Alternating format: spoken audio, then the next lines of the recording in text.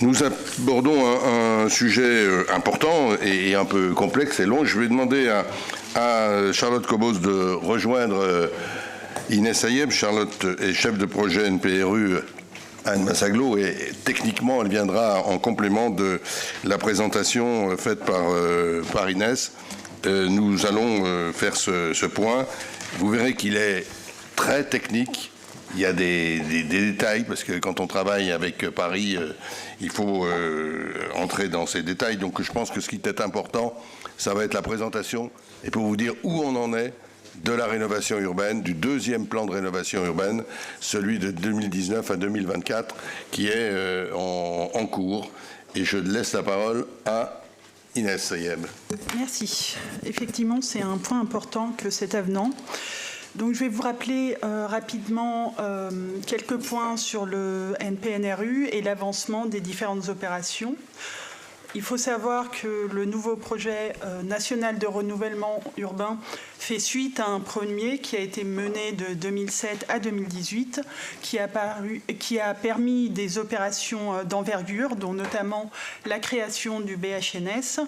Il a également favorisé la mixité sociale et la qualité résidentielle, en réalisant des démolitions, notamment à Château-Rouge et dans le quartier du Livron, ce qui a permis une reconstruction d'une offre locative sociale de qualité, également l'accession libre ou encore l'accession sociale dans le secteur du Livron.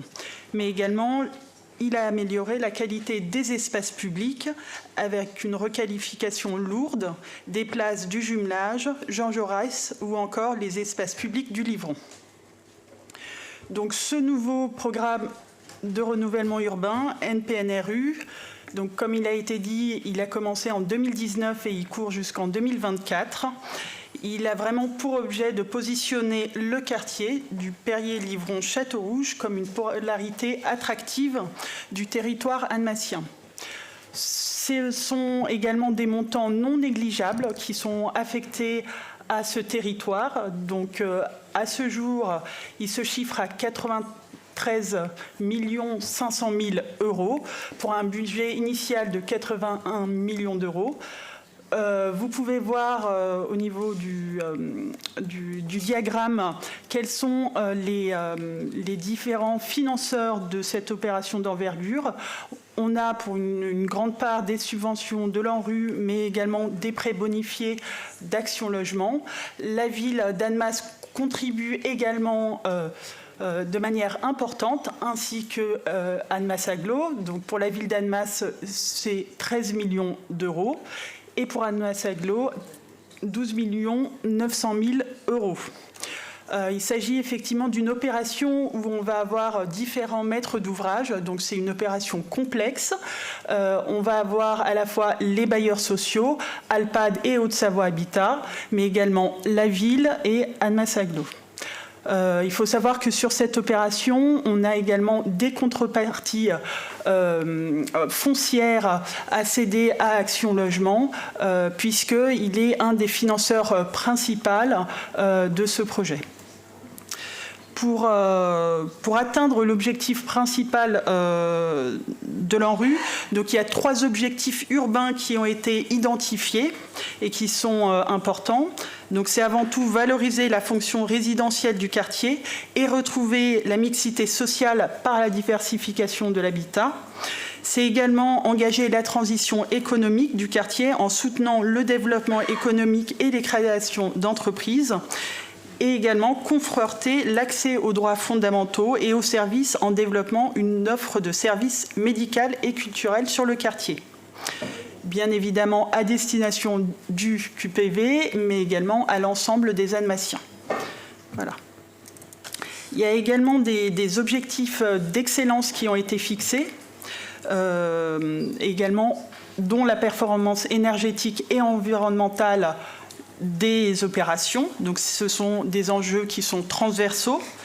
Également intégrer l'innovation sociale pour accompagner les transformations qui sont en cours et également favoriser la nature en ville.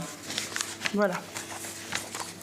Donc sur cette présentation, vous avez l'avancée des opérations qui sont ici déclinées en grandes familles d'opérations, donc le logement et mixité sociale, les nouveaux équipements publics et de proximité, l'immobilier à vocation économique, les aménagements d'ensemble et les actions transversales. Donc pour vous donner une idée, donc le bleu, ça représente les opérations qui ont été complètement réalisées. En vert, celles qui sont en cours de réalisation. En jaune, là où il y a des études, par exemple, de maîtrise d'œuvre qui sont en cours. J'oublie quoi. En rose, ce sont des opérations qui sont non commencées, mais qui vont l'être prochainement. Et effectivement, lorsque la batterie est vide, c'est parce que pour la maison Nelson Mandela, vous comprenez aisément la raison. Hein. Donc là, actuellement, on ne peut plus réaliser le projet qui était acté, dont la rénovation thermique du bâtiment qui avait commencé. Et pour la micro-ferme urbaine, nous avons malheureusement pas eu d'offre qui correspondait à l'appel à projet qui a été lancé. Voilà. Je vais laisser la parole à Charlotte qui va rentrer plus dans le détail des modifications qui sont proposées au sein de l'avenant numéro 1. Voilà, bonsoir à tous. Pour commencer, donc, juste pour rappel, ces modifications, elles ont été validées par l'ANRU dans 2 comités d'engagement. Un premier en octobre 2021 et un deuxième en mai 2022. Donc c'est des modifications qui sont quand même anciennes, mais qu'on passe à l'avenant aujourd'hui. Donc les modifications substantielles à la Convention, c'est des ajustements de subventions, d'opérations qui sont pour certaines réévaluées et pour d'autres annulées. Donc on a une opération de résidentialisation sur les secteurs Ferré et Gauguin par les bailleurs sociaux qui a été réévaluée suite à une étude, un diagnostic. Et le partage des coûts aussi a été redécoupé en fonction des emprises foncières des bailleurs et de la ville d'Annemasse. Ceci nous permet une économie de 474 215 € de subventions en rue. Ensuite, sur les minorations de loyer, qui est un mécanisme de prime que l'ANRU verse aux bailleurs pour compenser les minorations de loyer aux ménages relogés de Château-Rouge. Ces minorations sont bien évidemment pratiquées, mais les primes ne sont pas forcément versées parce que les critères d'atteinte des primes ne sont pas toujours remplis. Ils sont difficiles à atteindre. Donc ceci permet d'économiser une subvention de 401 500 €. Ensuite, sur l'agriculture urbaine, comme l'a dit Madame Ayeb, l'opération est abandonnée, donc on économise la subvention qui était adossée initialement à cette opération de 97 665 €. Donc le total des ajustements de subvention est de 973 380 €. L'ANRU nous autorise à redéployer ces subventions jusqu'à 50%. Donc nous avons choisi et fléché plusieurs opérations sur lesquelles nous avions besoin de subventions supplémentaires. La première et la plus notable, c'était la prise en compte des dépenses de sécurisation actives autour des bars de Château-Rouge en cours de relogement. Les bailleurs ont pris en charge la mise en place d'un maître-chien et de sécurité pour éviter plus de squats dans les bars. Donc nous avons injecté 216 000 € de subventions supplémentaires au profit des bailleurs. Pour la requalification de logements sociaux, de l'intérieur de logements sociaux sur le secteur de Gauguin, Haute-Savoie Habitat, à la suite d'un diagnostic, a dû augmenter l'ambition de son programme. Et donc, nous avons permis à Haute-Savoie Habitat de bénéficier de 231 296 € de subventions supplémentaires. Et enfin, sur l'écoquartier de Château-Rouge, suite à la modification du programme à la diminution du nombre de logements, le déficit, à l'époque, se creusait et donc nous permettait de réallouer 33 656 € de subventions. Donc sur la somme de ces réallocations est de 480 952 €. Ensuite, nous avons des modifications de programme au niveau des contreparties d'Action Logement. Tout d'abord sur les contreparties foncières. Donc la contrepartie foncière d'Action Logement se trouvera sur l'écoquartier de Château-Rouge, dans le carré rouge que vous voyez à droite de l'écran. Elle a été stabilisée et donc nous l'avons officialisée dans cette convention et elle se trouvera à l'extérieur du QPV, la ligne du QPV étant la ligne en bleu. Ce qui se trouve au nord est en dehors du QPV. La contrepartie a aussi été réévaluée à la baisse parce qu'elle est fonction de la surface de plancher totale développée dans le programme ANRU. Cette surface de plancher a légèrement diminué, donc la contrepartie a légèrement diminué avec l'accord d'Action Logement.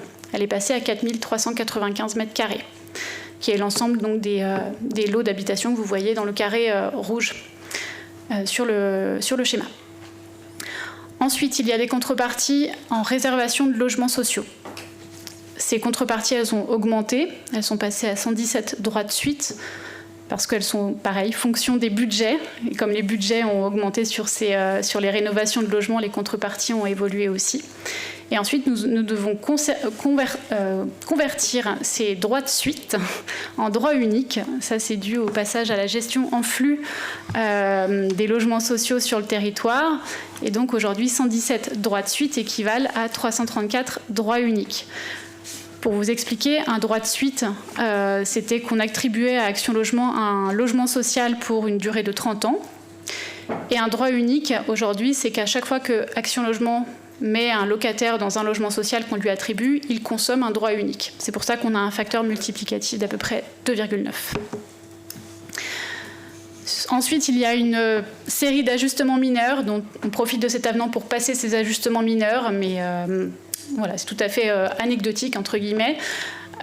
Donc la modification de programmation sur des opérations de requalification de logements sociaux, ils diminuent d'un côté, ils augmentent de l'autre un tout petit peu le nombre de logements. On est sur 540 au total pour Haute-Savoie Habitat, donc les modifications sont minimes. Ensuite, on a une évolution de la gouvernance avec le positionnement de poste du chef de projet NPNRU, donc mon poste au sein de la direction de l'aménagement du territoire à Anne Massaglo. Avant, elle était placée à la DCS, à la cohésion sociale. On supprime une action de parcours de réalité augmentée dans la communication autour du NPNRU.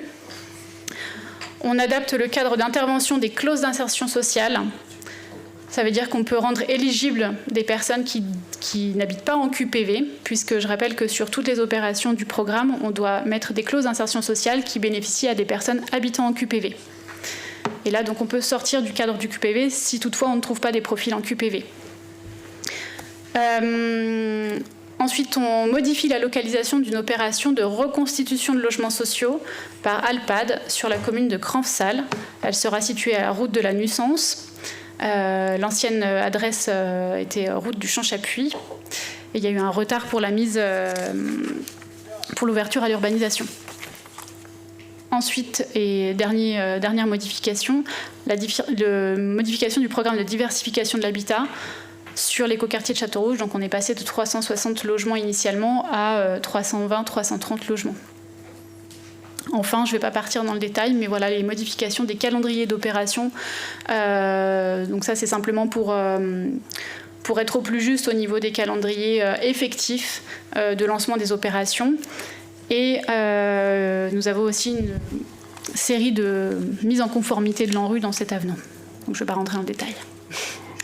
Merci. On voit d'ailleurs dans ce calendrier que quelque chose va se terminer là, et quelque chose commence et va se terminer. La création de l'écoquartier, on a présenté en conseil municipal le choix de l'aménageur et des grandes lignes de ce quartier. On aura l'occasion d'y revenir en détail pour lancer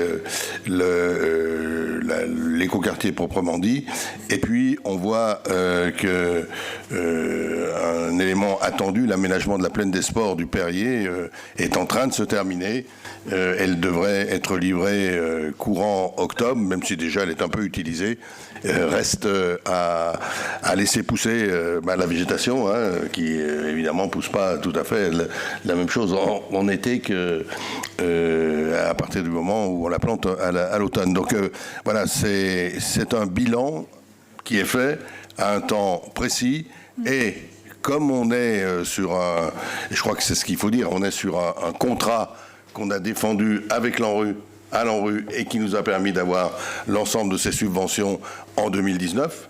eh bien, chaque fois qu'il y a des modifications plutôt importantes, eh bien, on est obligé de modifier le contrat par avenant. Ça, vous voyez, ça ne modifie pas fondamentalement l'objectif de l'ANRU, qui apporte, on le voit bien, sur ce quartier quand même, et sans compter la création de l'écoquartier, qui apporte quasiment 95 millions d'euros, qui s'ajoutent aux 150 qui ont été abordés par le premier PRU, premier programme de rénovation urbaine qu'on a porté depuis c'était 2009, je crois, non? C'est bien ça, le premier, 2009. Voilà, Monsieur Boucher, je vous laisse la parole. Oui, monsieur le maire, juste deux choses. La première... toute simple pour dire que c'est compliqué au niveau technique, c'est-à-dire qu'on a l'impression qu'il y a un fleuve d'argent qui arrive de partout. C'est pas ça. Voilà, c'est extrêmement complexe et techniquement extrêmement complexe, et je remercie les gens qui travaillent sur ces dossiers pour que toutes les choses rentrent dans les bonnes cases au bon moment. Et c'est pas simple. Donc effectivement, il y a des partenaires importants. L'ANRU est un partenaire important. Mais il y a aussi des partenaires importants que sont les bailleurs sociaux, parce que je ne sais pas si vous avez vu, mais c'est eux qui portent quand même les sommes les plus importantes. Hein. Je veux dire, il faut pas l'oublier. Et nous avons quasiment sur le quartier, enfin comme vous pouvez le voir, l'ensemble des logements de l'ensemble des quartiers qui sont rénovés, sauf les 2 bars de Château-Rouge qui seront démolis. Hein. Voilà, donc c'est vraiment un travail extrêmement important quand on cumule ce qui a été fait dans l'ANRU premier et de ce qui est engagé là. Deuxième chose que je voudrais dire, la force que nous avons eue à la fin de l'ANRU pour avoir un nouveau programme, c'est que nous avions réalisé à peu près tout ce qui avait été prévu et que ça s'était bien passé, notamment avec la population. Et ce qui nous a donné, monsieur le maire, une force importante, comme nous sommes retournés à Paris pour justifier d'un deuxième plan de rénovation urbaine. Je pense, vous l'avez vu là, on a déjà fait beaucoup de choses sur ce deuxième programme, puisqu'il y a des choses qui fonctionnent déjà. Je vais en oublier, mais bon, il y a l'école des Hutins, son gymnase qui a été complètement rénové. Donc on a créé la bulle, on a créé la maison médicale. Reste à trouver suffisamment de médecins pour la faire fonctionner, mais enfin la partie bâtie est faite et j'en oublie. Voilà. Donc les choses sont bien engagées. Il y a sans doute 2 choses que vous avez vues en rouge. Donc l'école de Bois-Livron, donc l'extension de l'école de Bois-Livron. Je vous rappelle quand même qu'il y a une extension en maternelle qui a été faite à l'école de Bois-Livron déjà. Et on s'interroge en fait sur le fait d'avoir une nécessité d'extension sur la partie élémentaire, parce qu'on ne gagne pas des élèves sur cette partie de quartier. Donc la question est posée. Je pense d'ailleurs que ce n'était pas une action subventionnée par l'ANRU. Donc c'était une action strictement ville. Le pôle de l'entrepreneuriat, donc, qui est porté par Anne Massaglo, n'a pas démarré, mais enfin il va démarrer. Je compte bien à ce que l'on demande à Anne Massaglo de continuer à porter ce pôle de l'entrepreneuriat, puisque c'était sur la création d'entreprises, hein, au départ quelque chose d'important pour le développement économique du quartier. Et puis il y a effectivement quelque chose, c'est toujours un regret, hein, quand on a une idée qui semble extrêmement intéressante et qui n'aboutit pas, c'est effectivement la micro-ferme urbaine, puisque on a beaucoup travaillé, on a passé beaucoup d'heures de travail sous différentes formes. On a fait 2 appels à projets. On en a fait un premier, on n'avait pas de réponse. Un deuxième, on a eu une réponse, mais avec ça ne correspondait pas bien à ce qu'on attendait, et c'était beaucoup plus engageant d'un point de vue financier. Donc je pense je souhaite qu'on arrive à retrouver à la place de cette micro-ferme urbaine, je veux dire peut-être par des jardins familiaux, des jardins partagés, peut-être par l'intermédiaire de notre CCAS, enfin des actions qui aillent dans ce sens-là, c'est-à-dire d'avoir de la culture entre guillemets dans le quartier. Je parle là de culture de plantation, puisqu'il y a déjà de la culture intellectuelle. Voilà, donc les choses sont bien engagées.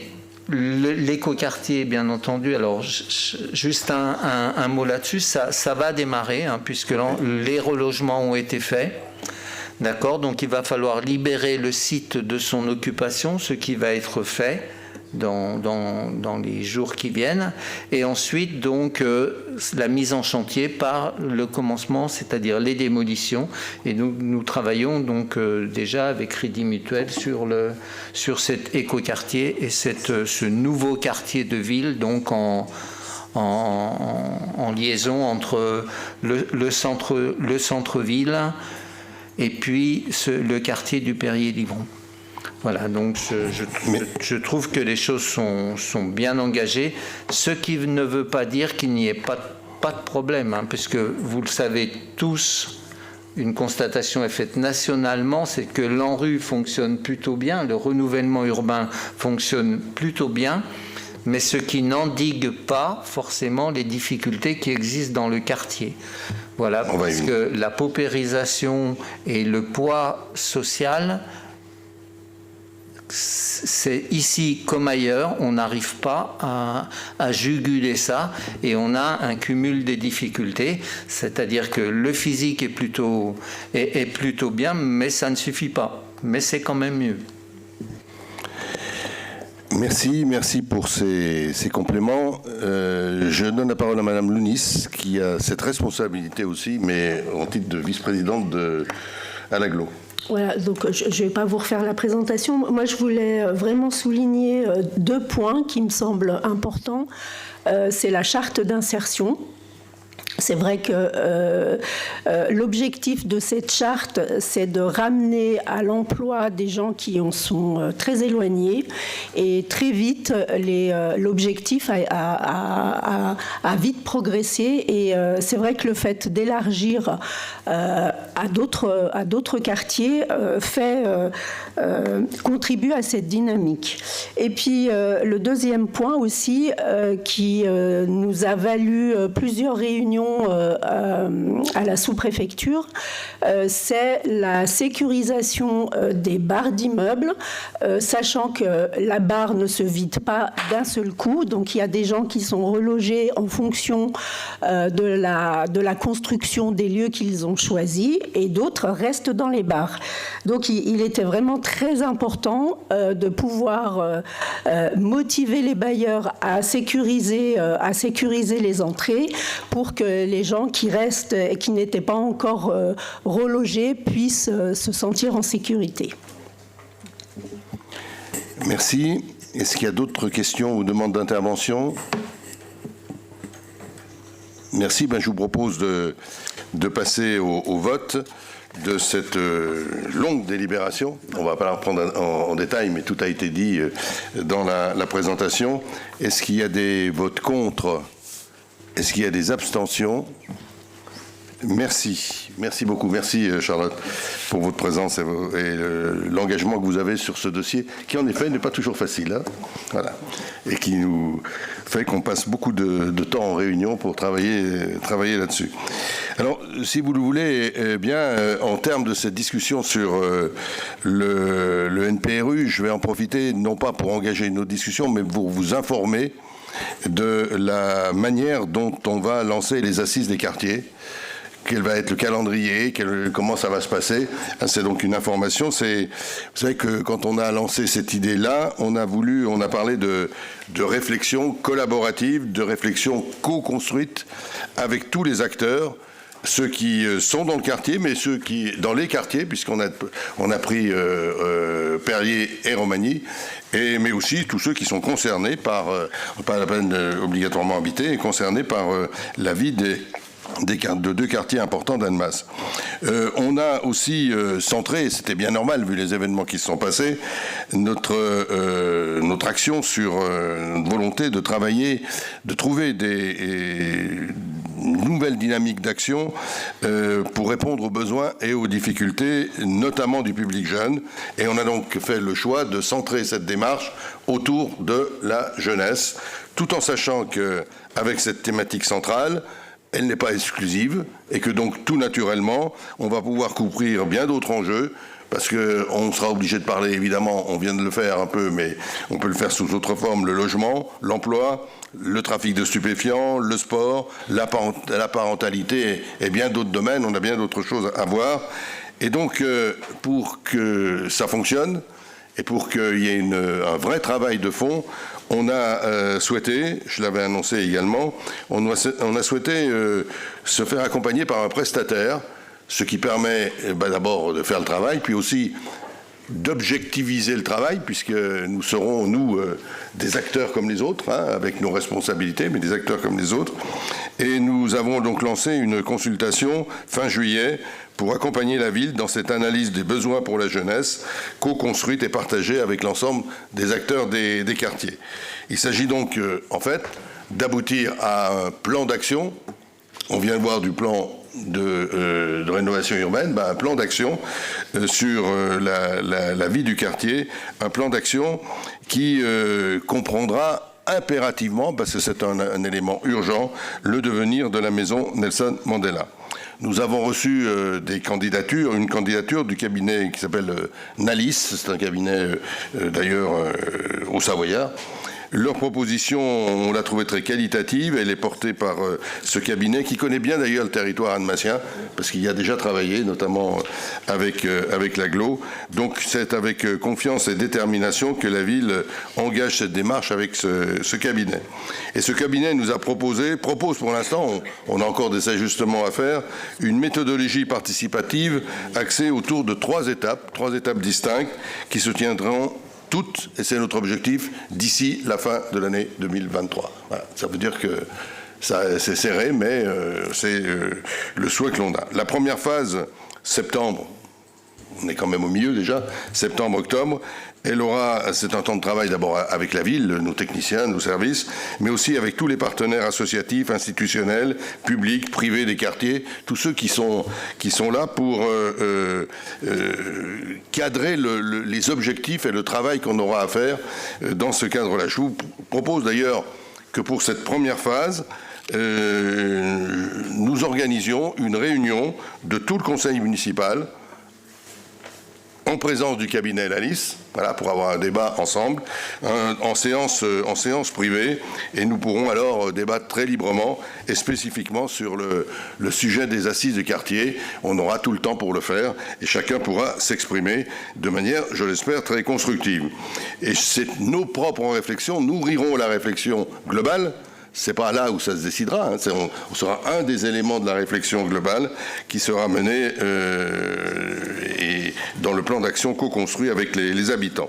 Le mois de novembre, lui, devrait être un mois dédié à la phase de réflexion et de dialogue direct, et ça c'est quelque chose de très intéressant, direct avec les acteurs et les habitants de quartier. Alors le cabinet prévoit des rencontres, des micro-trottoirs, un sonomaton, vous savez, un lieu où on peut parler et on enregistre ce qu'on dit, ce qu'on a à dire, et c'est ouvert à tous ceux qui peuvent le faire, avec ce qu'ils ont appelé du papotage ambulant. C'est-à-dire, en fait, ils se promènent dans la rue et ils interviennent. Moi, j'appelle ça du micro-trottoir, mais c'est un peu la même chose. Et puis, d'autres techniques. La question, et je crois qu'on y est tous sensibles, c'est de faire que des gens qu'on n'entend pas systématiquement, parce qu'ils ne sont pas dans notre tissu associatif, parce qu'ils ne sont pas organisés collectivement, puissent prendre la parole et qu'on puisse les entendre. C'est l'objectif de cette méthode de réflexion et de dialogue qui aura lieu donc au mois de novembre. Et la démarche devrait se terminer en décembre avec un point culminant qui serait la journée des assises. Je dis 2 points culminants parce qu'on aura un point sur Romagny et un point sur le Perrier, avec des ateliers qui se tiendront. Alors là, ça regroupera tous ceux qui le voudront, tous ceux qui auront participé aux démarches précédentes, individus comme associations, et le cabinet, enfin ces ateliers auront des thèmes, feront des propositions qui seront présentées en séance plénière, c'est ce qu'on souhaite à l'ensemble des gens qui auront participé. Et puis à partir de là, des pistes seront à l'étude. Peut-être qu'il y aura une déclaration signée par toutes les parties prenantes. Voilà, c'est l'objectif d'avoir une vision consensuelle sur les objectifs. Et ce travail devrait permettre l'élaboration d'un plan d'action qui, lui, engage la ville, donc sera proposé dans une séance de conseil municipal en janvier ou février suivant. Voilà les éléments qui sont mis en place. Et on le voit, on a priorisé la concertation avec toute la population, tous ceux qui sont intéressés par ce dossier. Voilà les éléments que je tenais à vous communiquer. Alors, bien évidemment, je vous laisse la parole, mais on n'engage pas le débat sur le fond, puisque justement, je pense que ce sera avant la mi-octobre, enfin autour de la mi-octobre, tout de suite après le prochain conseil municipal, on aura un temps pour ce conseil municipal privé. Madame Valette. Oui, bonsoir. Alors, c'est pas parce qu'à chaque fois qu'on va prendre la parole, la voix d'Annemasse, ça va être forcément dans le débat. Hein. Enfin, je veux juste dire, on peut aussi prendre la parole. Je me questionne juste comme ça, à savoir, lors de cette réunion du conseil municipal dont vous venez de parler, aura-t-on l'occasion d'émettre quelques réserves sur le fait d'externaliser finalement quelque chose qui appartient aux élus, dans le rôle, à mon sens, plein des élus? Est-ce qu'à ce moment-là, on pourra donc émettre nos réserves, s'il y en a? Moi, en tout cas, j'en ai déjà. Et est-ce que c'est pas un petit peu anti-citoyen que de déléguer à quelqu'un notre charge à nous? Voilà. Parce que là, j'apprends. En fait, vous avez commencé à parler en disant... C'est une information que vous donnez. Donc j'entends bien qu'il n'y a pas débat. Vous n'avez pas parlé de discussion, mais d'information. Mais donc, est-ce qu'on pourra débattre au moment et revoir des points que vous venez d'évoquer au moment de cette réunion tous ensemble? Je ne sais pas si j'ai été clair, mais je croyais l'avoir été. Je vous pose des questions. Attendez, je vous réponds. Je pense que le débat, il sera libre. Et si vous n'êtes pas d'accord, vous direz que vous n'êtes pas d'accord. Je veux dire, c'est le débat. C'est le débat à partir du moment où on se respecte et que on a, mais là, on va pas vous dire vous avez le droit de dire ça, vous n'avez pas le droit de dire ça. Par contre, la remarque. C'est pas ma question. Non, mais la remarque que je ne comprends pas, excusez-moi de vous le dire comme ça, c'est sur le fait que d'aller consulter au maximum les habitants, donc les citoyens, serait anti-citoyen. Dans le sens où on délègue cette part de responsabilité qui nous incombe. Là, j'ai l'impression que vous n'avez cité, dans tout ce que vous avez dit pour l'instant, mais nous en parlerons lors de la réunion, bien évidemment, vous n'avez cité que ce cabinet. Mais à aucun moment, enfin, je me sens pas inclus là-dedans, finalement, puisque tout le monde doit... Ils vont faire un micro-trottoir, ils vont. Voilà, c'est tout. Moi, l'information dans ce sens-là... Voilà, j'ai un peu de mal à l'apercevoir. Donc effectivement, peut-être que vous n'avez pas été assez clair, c'est une probabilité, mais voilà comment dans un premier temps, je prends l'information. Merci, mais je me répète, et je pense que les mots ont un sens, je me répète, le cabinet, c'est un outil pour aller chercher les informations, pour faire parler les gens, pour que coordonner, c'est un outil. C'est pas le cabinet qui va nous donner les solutions. En plus, sur la délégation et la responsabilité, c'est très clair. Je croyais bien avoir dit les choses. On va avoir un travail de collecte de ce que les gens pensent, des souhaits. On va faire, il y aura des ateliers, on va sortir du matériau. Et nous, les élus, pour dire en séance de conseil municipal normal, on votera le plan d'action, et le plan d'action, c'est notre responsabilité, et c'est là qu'il nous engage en tant qu'élus, que l'on soit dans la majorité ou dans l'opposition. Donc les étapes sont très claires. Il n'y a aucune autre analyse à faire, sinon c'est qu'on ne se comprend pas, mais ça c'est possible. C'est fort possible, évidemment, et je pense qu'il faudra développer lors de cette fameuse réunion, tout à fait. Merci. Monsieur Djadel. Par rapport à ces assises, justement, est-ce qu'il y a le parlons-nous franchement qui est entre les élus de la majorité et les habitants? Et pourquoi la majorité ne va pas directement à l'encontre des habitants et des associations pendant ces assises? Sur ce point, M. Boucher. On va faire, était prévu, et nous avons gardé un parlons-nous franchement sur le Périer, donc qui a lieu, je crois, le samedi 23 septembre. Voilà, qui démarre rue Curieuse et qui se termine à Livron. Voilà, mais vous le savez, je ne sais pas si vous y avez déjà participé, mais dans les parlons-nous franchement, on discute plutôt des problèmes physiques que l'on rencontre, de la propreté, ça dépend ce que les gens veulent parler, mais ça ne laisse pas place comme ça au milieu de la rue à discuter d'une manière très profonde sur un quartier, son évolution, son avenir, etc., où il faut une profondeur et je pense plus importante. Donc le parlons-nous franchement, il aura lieu, comme on le fait d'habitude, c'est le 23 septembre. Donc nous serons devant les habitants qui nous diront ce qu'ils nous diront, puisque ils nous parlent franchement en général agréablement. Voilà, ça se passe plutôt bien. Donc ça aura lieu au Périer, voilà, entre la rue Curieuse et Livron. Voilà. Après, sur Madame Valette, je me permets vous répondre éventuellement sur le... Pardon ? Monsieur le maire vient de le faire, mais vous êtes gentil. Voilà, Monsieur Boucher, premier adjoint à la parole, c'est tout. Vous êtes gentil, Madame Valette. Vous allez me faire perdre mes moyens.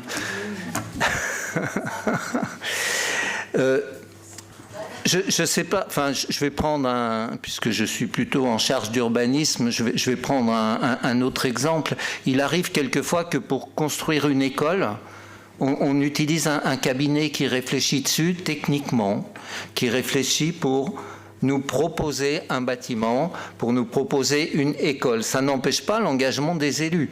Voilà, là c'est un peu pareil, c'est-à-dire que c'est un cabinet qui est spécialiste dans la concertation, la communication et le contact avec les gens. Ils ont des méthodes, je dirais, innovantes que nous n'aurions pas, nous, ville, et que nous ne serions pas en capacité de mener. Mais ne vous en faites pas, Madame Valette. Si vous avez peur que les élus de la majorité se cachent derrière quiconque pour participer à ça, émettre leur voix et s'exprimer auprès des gens, ne vous en faites pas, nous serons extrêmement présents. Dans l'ordre, Madame Boucher. Michel Boucher a pris la parole juste avant moi et a dit une partie. En fait, l'avantage que je vois à un cabinet qui s'occupe de ça, c'est son savoir-faire, parce que aller chercher les gens, ce sont toujours les mêmes personnes qui s'expriment, souvent ceux qui prennent plus de place, qu'on voit plus, mais c'est bien, mais pour aller vraiment chercher toute la population, et je trouve que le savoir-faire bien précis de ces cabinets sera précieux, je pense. Merci. Madame Valette. Oui, je parlais de l'ensemble des élus, je m'incluais également, Monsieur Boucher, je ne parlais pas uniquement de la majorité. Mais on est sûr que vous ne cacherez pas non plus. Absolument pas. Voilà, tout à fait, on n'en doute pas. Et c'est bien normal. Absolument, je vous remercie. Monsieur Yeziliot. Pour la première réunion entre élus et le mandataire, vous avez prévu, il n'y a pas de date de prévu, non, mais pour l'horaire. Parce qu'il y a souvent des réunions en après-midi et il y a beaucoup de monde qui travaille. L'horaire, ce sera le conseil municipal, donc à 18h30, bien évidemment, on sera dans les mêmes conditions. Et je précise, pour pour qu'il y ait là aussi non plus d'ambiguïté, c'est pas une réunion entre le conseil municipal et le cabinet. Le cabinet est présent, il prend des notes, etc. Mais nous sommes entre nous, et c'est nous qui parlons entre nous, et le débat est mené par le maire, comme dans tout conseil municipal. Voilà. Merci. Pas d'autres... voilà, je crois qu'il était normal qu'on puisse avoir toutes ces informations aujourd'hui.